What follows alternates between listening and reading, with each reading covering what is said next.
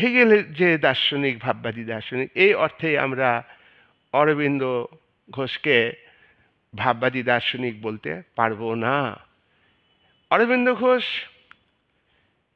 রাষ্ট্রকে গুরুত্ব দিয়েছেন ঠিকই, তার পাশাপাশি ব্যক্তিকে গুরুত্ব দিয়েছেন।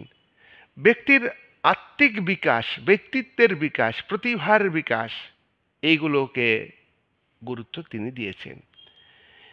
অরবিন্দের মতে অরবিন্দের মতে ব্যক্তি অতি মানবীয় শক্তির অংশ, অতি মানবীয় শক্তি যেটা মানুষের মধ্যে নেই।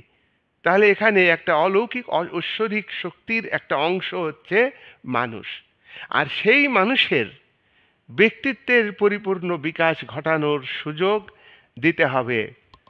অরবিন্দ ঘোষ তার পলিটিক্যাল থটকে দি আইডিয়াল